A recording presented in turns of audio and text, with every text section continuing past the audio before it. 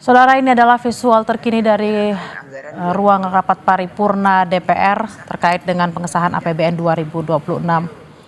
Dan saat ini APBN 2026 telah disahkan oleh Ketua DPR Puan Maharani. Menyampaikan pendapat akhir mewakili Presiden, kami persilahkan.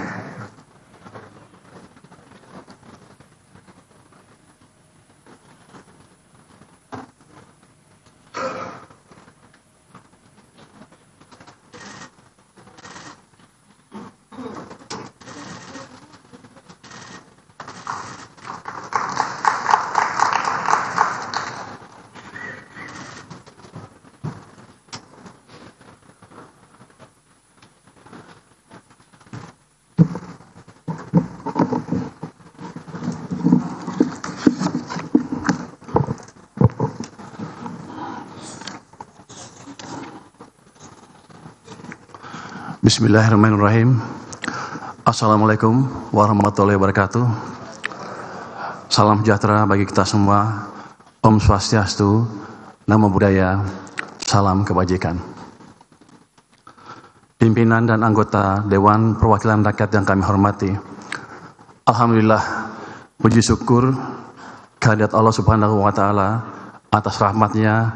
Hari ini kita sampai pada penjelasan tingkat 2 pengambilan keputusan terhadap rancangan undang-undang tentang anggaran pendapatan dan belanja negara tahun anggaran 2026. Atas nama pemerintah, kami menyampaikan apresiasi setinggi-tingginya kepada pimpinan dan seluruh anggota Dewan atas dukungan dan persetujuan RAPBN 2026 menjadi undang-undang melalui proses pembahasan yang sangat konstruktif serta menampung berbagai aspirasi dan harapan yang berkembang di masyarakat. APBN 2026 adalah APBN pertama yang disusun langsung oleh pemerintahan Presiden Prabowo Subianto, mengimplementasikan visi dan misi Presiden untuk mewujudkan kedaulatan pangan, energi, dan ekonomi menuju Indonesia yang tangguh, mandiri, dan sejahtera.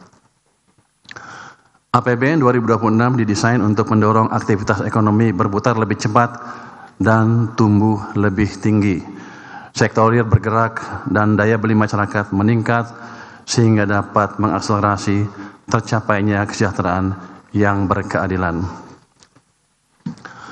Bapak, Ibu pimpinan beserta anggota Dewan yang kami hormati, Presiden menargetkan pertumbuhan ekonomi 8% dalam jangka menengah untuk membawa Indonesia menjadi negara maju.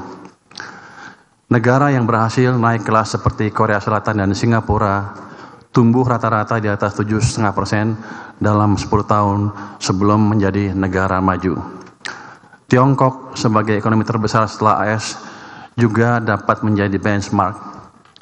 Dengan strategi yang tepat, ekonomi Tiongkok tumbuh tinggi, bahkan pernah melampaui 10% year on year selama periode 2003-2007 dan pada tahun 2010. Target ini tidak mudah, namun bukan berarti tidak bisa diwujudkan Indonesia.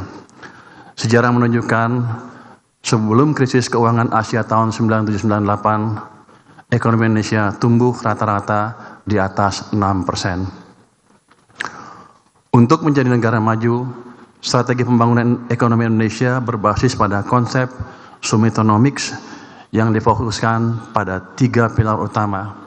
Pertama, pertumbuhan ekonomi yang tinggi. Kedua, pemerataan manfaat pembangunan. Dan ketiga, stabilitas nasional yang dinamis.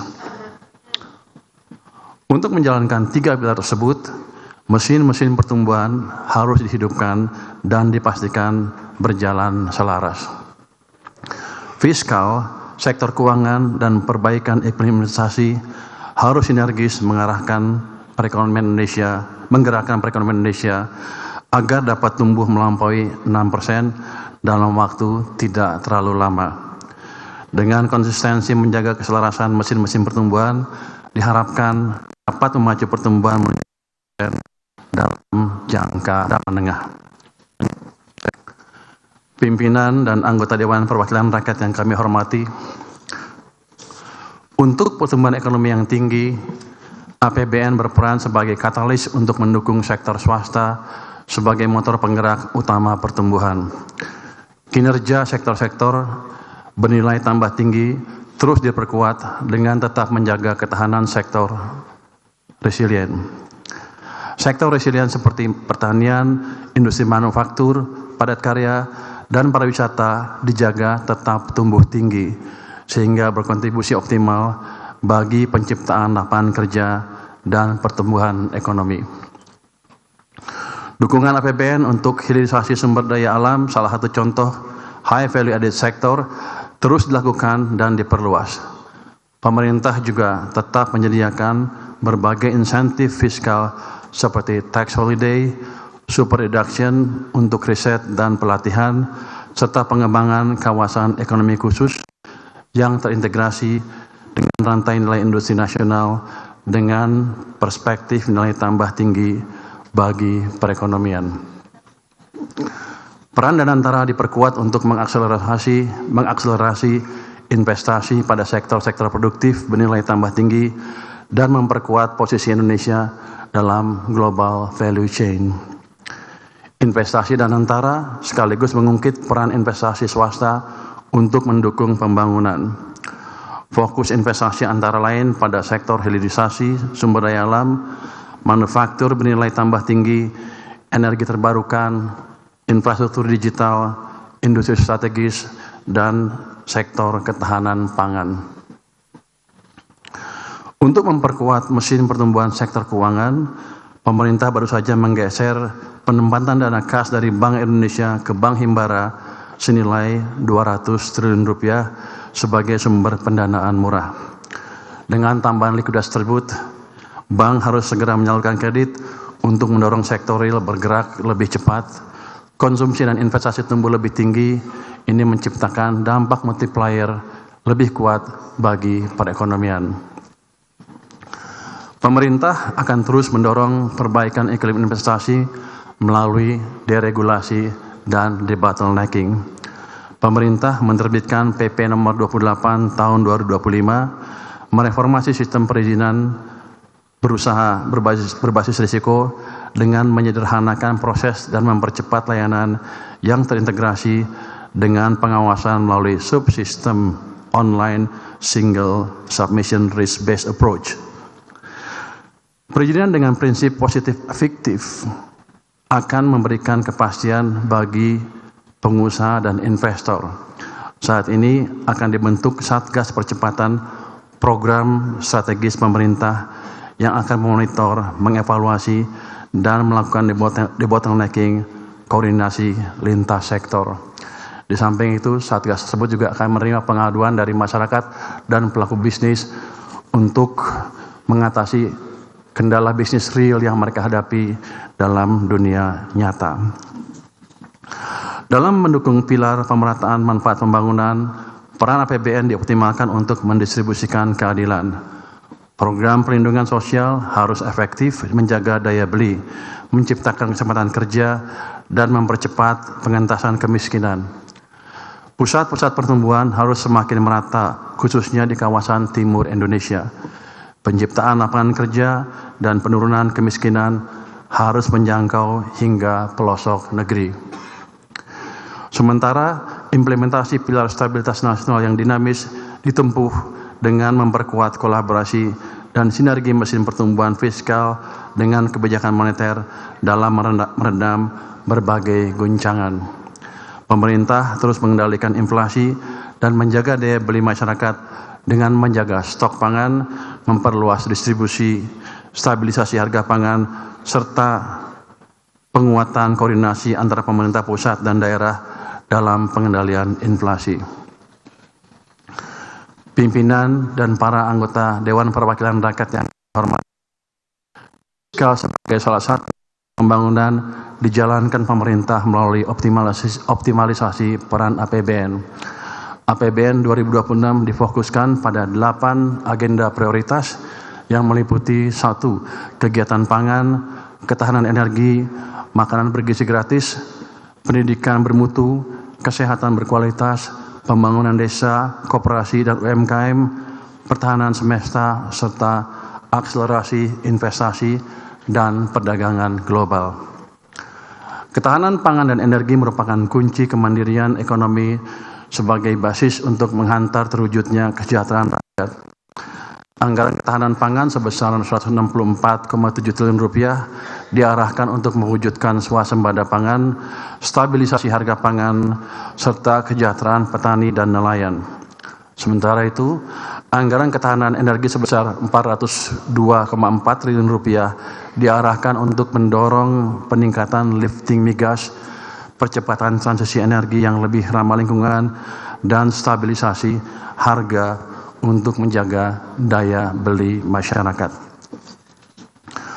Program makanan bergizi harus memberi manfaat maksimal bagi masyarakat.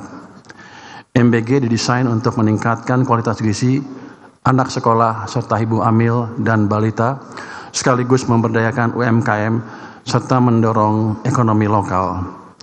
Alokasi anggaran MBG tahun 2026 mencapai Rp335 triliun.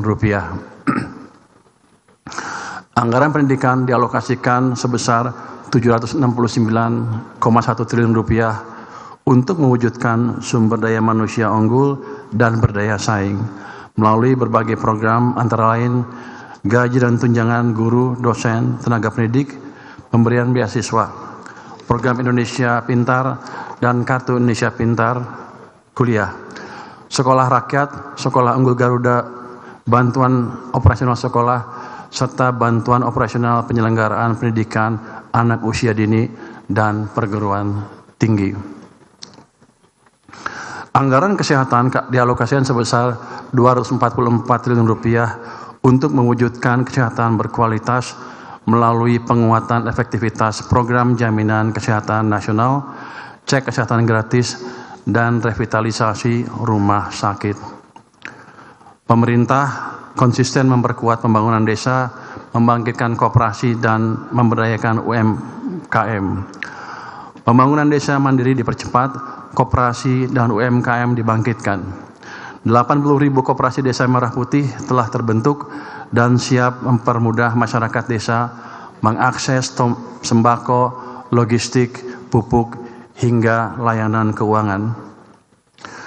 Pertahanan semesta terus diperkuat, ditempuh dengan mendorong modernisasi alat utama sistem pertahanan dan memperkuat komponen cadangan, termasuk memberdayakan industri strategis nasional serta peningkatan kesejahteraan para prajurit.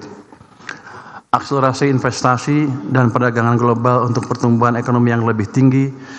Untuk itu APBN didorong untuk berfungsi sebagai katalis. Peran Danantara dan swasta harus semakin diperkuat sebagai motor penggerak ekonomi. Melalui Danantara, kita perkuat investasi produktif yang sekaligus memperkuat Indonesia dalam rantai pasok global. Perlindungan sosial terus diperkuat sebagai fondasi untuk menopang efektivitas pelaksanaan berbagai agenda prioritas dalam mengakselerasi pertumbuhan dan perbaikan kesejahteraan. Anggaran perlindungan sosial dialokasikan sebesar Rp508,2 triliun diarahkan agar lebih tepat sasaran dengan menggunakan data tunggal sosial ekonomi nasional dan sinergis dengan berbagai program lainnya sehingga efektif untuk memutuskan rantai kemiskinan. APBN 2026 dirancang ekspansif sebagai berikut. Belanja negara dialokasikan sebesar Rp3.842,7 triliun. Di dalamnya terdapat transfer ke daerah sebesar Rp693 triliun digunakan untuk mendukung pemerataan kesejahteraan masyarakat dan menggairahkan perekonomian di daerah. Belanja pemerintah pusat dan transfer ke daerah merupakan satu kesatuan yang utuh untuk mendukung agenda pembangunan dalam mewujudkan kesejahteraan rakyat. Pendapatan negara diperkirakan mencapai sebesar Rp3.153,6 triliun. Defisit APBN sebesar Rp689,1 triliun atau 2,68% dari PDB. APBN 2026 tetap fleksibel agar adaptif dan responsif terhadap guncangan. Dengan pengelolaan fiskal yang efektif dan dukungan sektor keuangan yang liquid dan efisien, serta iklim investasi yang kondusif, pertumbuhan ekonomi 2026 ditargetkan sebesar 5,4%. Inflasi akan dikendalikan di level 2,5%, suku bunga SBN dijaga di sekitar 6,9%, dan nilai tukar rupiah berada di sekitar Rp16.500 per dolar Amerika Serikat. Kesejahteraan rakyat ditargetkan membaik yang terrefleksi dari peningkatan jumlah penduduk bekerja menjadi 153 juta orang dengan penciptaan 3,4 hingga 4 juta lapangan kerja baru. Dengan demikian, penduduk yang menganggur akan turun hingga di bawah 7 juta orang dan tingkat pengangguran terbuka membaik ke kisaran 4,4% hingga 4,96%.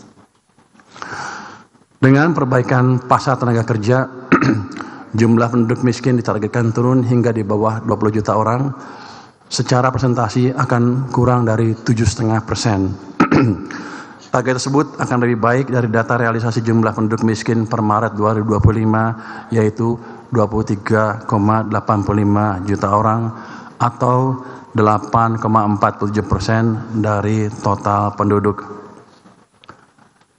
Indikator kesejahteraan lainnya juga ditargetkan untuk membaik. Rasio ini dalam kisaran 0,377 hingga 0,380. Indeks modal manusia sebesar 0,57. Indeks kesejahteraan petani diperkirakan sebesar 0,7731 dan proporsi penciptaan lapangan kerja formal sebesar 37,95%. Gross National Income per kapita ditargetkan 5.520 dolar Amerika. Intensitas emisi gas rumah kaca di 37,14% dan indeks kualitas lingkungan hidup 76,67%.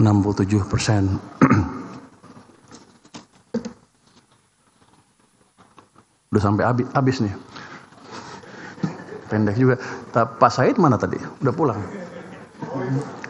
Tadi saya suruh menjawab pertanyaan Pak Said. Jawab katanya 2 bulan 2 liter. Tadinya pemerintah mengusulkan 2 bulan 10 kg masing-masing bulan terus 1 liter. Itu tadinya ya. Terus Pak Said minta 2. Saya challenge, ya udah kenapa 2? 5 liter aja sekalian. Yang nggak berani Pak Said rupanya. Jadi jangan salahkan saya. Pak Said bilang kami nggak berani, saya minta 2 aja. Ya udah saya kasih 2. Jadi sudah jawab saya sudah jawab ya Pak Said ya. Dan ini bahwa masih boleh ngomong. Kita siap Pak, kita kan sisir. Pasti saya udah lihat tuh banyak anggaran yang nggak keserap, daripada nongkrong di sana di BI atau di rekening pemerintah, saya bagikan ke masyarakat dalam bentuk tadi subsidi tadi. 2 bulan itu baru percobaan Pak. Kalau masih kurang kita tambah lagi. Jadi Bapak nggak usah takut, saya komit.